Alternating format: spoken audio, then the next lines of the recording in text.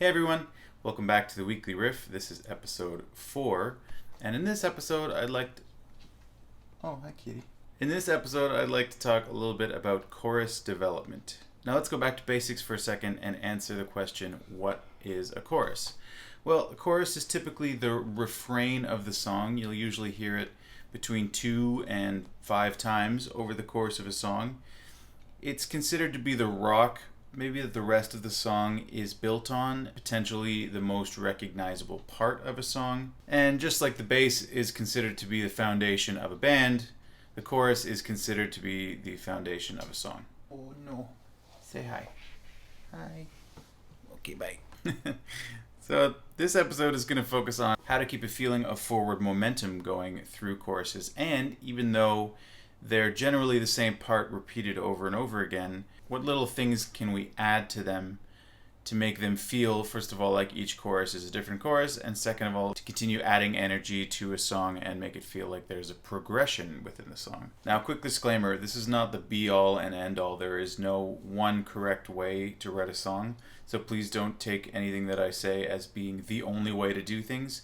It is simply probably the most recognized or most common way, but it does not mean that it is the only way or the best way, depending on the type of song that you're writing. So let's break down how I, as a bass player, think about approaching the choruses within a song. And I'm talking about each chorus individually now, because like I said, we want to create that overarching sense that there's emotion to the song. This is kind of intangible. It's not something that the average listener would necessarily pick up on and think about as they're listening to the song.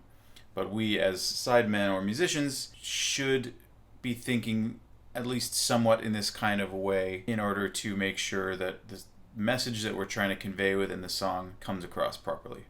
So in the first chorus of a song, we're introducing it. We're introducing the main theme. This chorus could be considered the most simple or maybe the most organized. And because it's the first one the listener hears, it can be considered the chorus, as in this is the framework from which we will potentially depart on the next choruses or add to in the next choruses in order to start to create that feeling of a progression. Then we get to the second chorus, and in this chorus generally what we want to do is expand on what we've already said in the first chorus. The second chorus should still be easily recognizable, but maybe we add a new idea or a new layer to it, or as a bass player, maybe we change up the way we play it just slightly to give it a bit more punch than the first chorus. Then, when we reach the third chorus, the goal here is to start descending into what I like to call musical controlled chaos. For example, you want to dump more and more layers onto the song. Maybe you have that upper vocal riff track, so the chorus is still going underneath, but there's some vocalist riffing over top of it. You throw basically everything you can, including the kitchen sink, into this chorus to make it feel like the energy is really reaching its peak during the third chorus and beyond. Maybe certain parts get changed up a little bit. The overall theme and the melody should remain basically the same, but since we're ending the song soon, we need to reach our conclusion. And the conclusion involves somewhat of a climax. Think about your favorite movie or your favorite book. There's always some sort of climax to the end. That's generally, in musical terms, happening in the third chorus or somewhere right around there. Okay, this all sounds well and good, but so far it's just words. To demonstrate, I'd like to use one of the super hits of the Motown era, Ain't No Mountain High Enough, and the bass line on that song was played by the incomparable Jamerson. And just a bit about James, he was an early Motown bassist. He played on more than 30 number one hits during the 60s and 70s. That is actually more number one hits than the Beatles had. He was based in Detroit, and actually a quick trivia point, Motown is short for Motortown, which of course is Detroit, because that's the city where the Motown sound kind of originated out of. And James Jamerson was right at the center of that. And they were a bunch of sidemen who virtually never even got credited on the albums that they recorded on, but as sidemen, they recorded on, like I said, over 30 number one hits over a span of 10 or 15 years, which is completely unheard of and has never been done really before or since. And this song, Ain't No Mountain High Enough, is one of their crowning achievements. It has withstood the test of time. It still gets played almost every weekend. If you're a gigging musician, you know what I mean. But it is this classic for a reason. It's a fantastic song, and it demonstrates kind of nicely the concepts that I was talking about earlier in the video. So let's go through each chorus and check out what it is that James does to support what it is that I'm talking about. Alright, so first I'm just going to play through the first chorus of Ain't No Mountain. So here we go. 3, 4.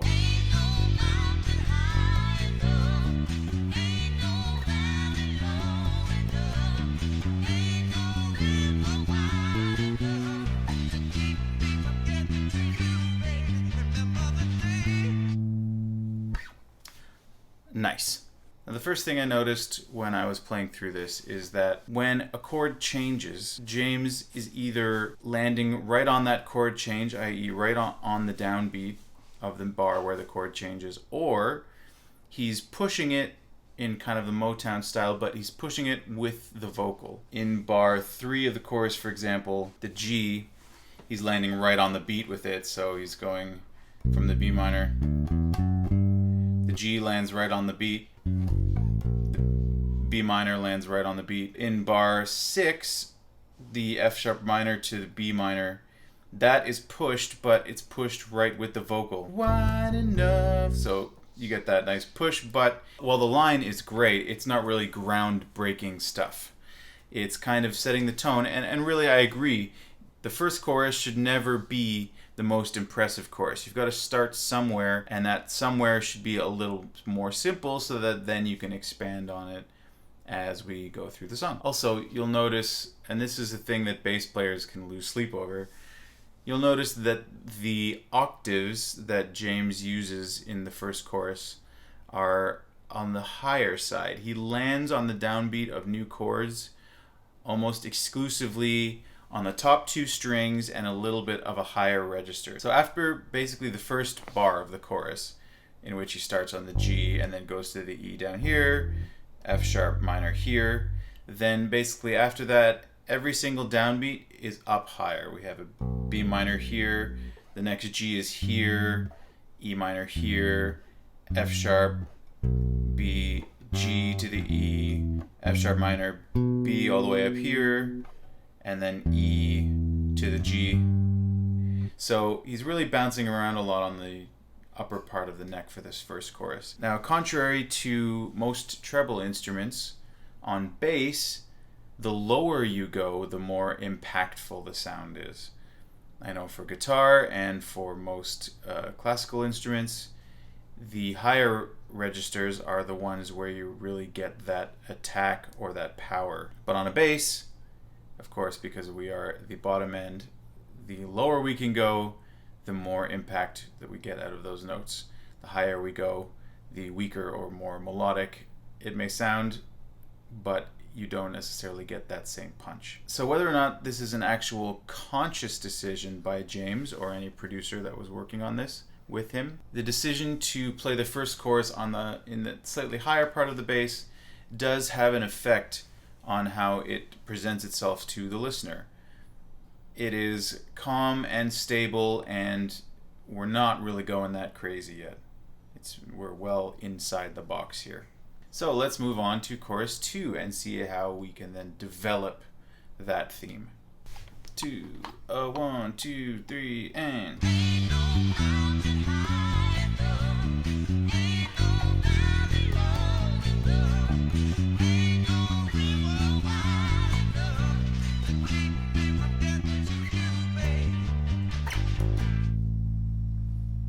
Cool. Now you can tell already from the second chorus there are a lot more low notes. This decision of what octave to play things in is something that bass players tend to think a lot more about than maybe some other instrumentalists do, because it really does make a difference. The chorus itself actually starts higher, but then for the second part, you'll notice he stays down low for this G to the E, because the G up here and then E minor, which immediately gives it a bit more energy, a bit more of a kick. One might ask, well, if you're talking about playing low in such a positive light, why don't you just do that all the time? It's kind of like the cliche that you hear about it in all your favorite action movies. Without evil, there is no good, or without darkness, then you can't have light. It's kind of the same thing on the bass. If you don't set the pattern up with some high playing, then the low playing doesn't have any particular impact. So you really need that kind of variance, and you have to set up the more effective low notes by sort of dancing around in the higher register, so that when the low notes do drop, all of a sudden it's really effective. Rhythmically speaking, James doesn't do anything too crazy here either. Every single chord is played directly on the beat except for one, which is pushed right along with the lead vocal. I'll show you what I mean. So we've got on the beat, on the beat, on the beat, on the beat, on the beat, on the beat, on the beat, and then pushed here, but that's pushed right with the lead vocal. High enough. So nothing too crazy there. And then on the beat, on the beat, on the beat, on the beat, on. And that's pushed too, but it's the same thing. Keep me from getting to you. So nothing too crazy going on in the rhythmic department. Just a little bit of a progression as far as the octave choices that he made there from chorus number 2. Let's move on, number 3. Now, one thing I should mention before I play through chorus number 3, we have modulated. We've gone up a semitone at this point, so don't be a little freaked out when the key is a bit different. We're now in C minor instead of B minor. So the first chord of the chorus now starts on an A flat. Here we go. 1, 2, 3, and...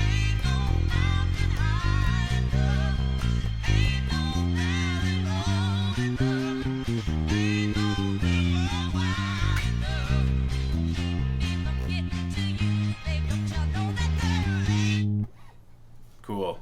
Now the one thing you'll notice right off the bat is that the first 2 bars of the chorus are played exclusively in the bottom register of the bass. We're at the third chorus now, so we need to really be driving home that energy, and either consciously or unconsciously, that's what Mr. Jamerson has done by starting the third chorus on the lower string. This lower strings. Rhythmically, it starts off kind of like you'd expect. This part here is all fairly standard fare that we've come to expect in this song so far.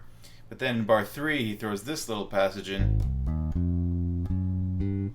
which is the first time in any of the choruses that the bass line doesn't either land directly on the beat or push with the vocal.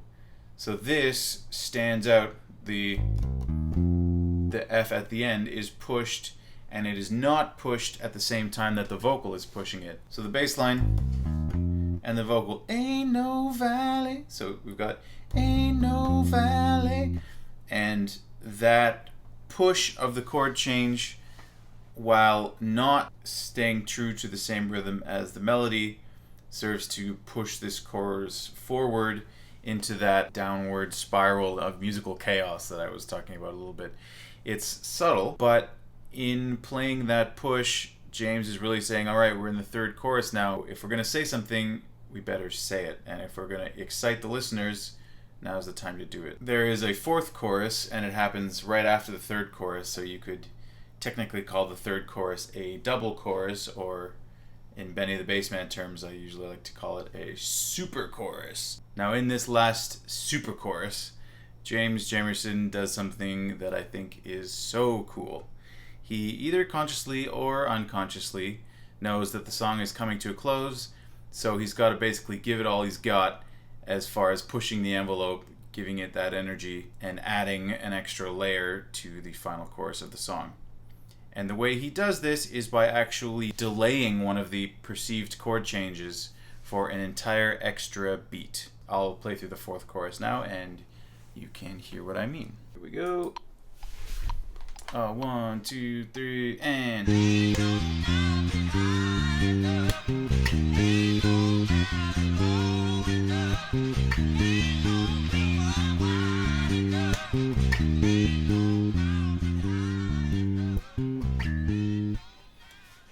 and so on. So isn't that cool? Starts off, but only starts off normal. We got the high A flat. Now instead of going to the C at the normal position, beat 3 of the song, he holds this G over, so, and only really lands on the C on beat 4, completely changing the whole rhythm and flow of the song. But it's a new song now. It's the super chorus. It's descending into what I like to call that musical chaos zone. And this change, while the listener might not consciously pick up on it, really does add that sort of final nail in the coffin, or the final bit of energy into the mix. And I absolutely love the change that he made there. He does it every single time, and they loop that chorus to fade out. So basically for the rest of the time, it's party time, everyone's going crazy, and James is delaying this chord progression, which really gives it that final jolt of energy, which I think is so cool. Delayed. Delayed again. Delayed. So cool. Now this is all just conjecture because I don't know for sure. But what is so amazing about this change is that I really do believe that this came about completely naturally in the studio. I'm not sure how much James Jamerson and the producers would have talked about this kind of thing ahead of time, or whether or not, I mean, he was so revered as such a great bass player with so many cool ideas at the time that maybe this just came to him completely on the fly and they let him run with it because it's so cool. Nowadays, I'm not sure that you'd be able to get away with that much of a rhythmic departure from the previous choruses, but in the Motown era, things were a little looser, and this really, really cool musical idea, they let it slide. So there you go. I hope you enjoyed this episode of The Weekly Riff. If you did, please drop a thumbs up or consider subscribing to the channel. It would really help me out. And stay tuned for my cover on Friday. Hope everybody's having a great week. And until next time, it's Benny the Bassman signing off.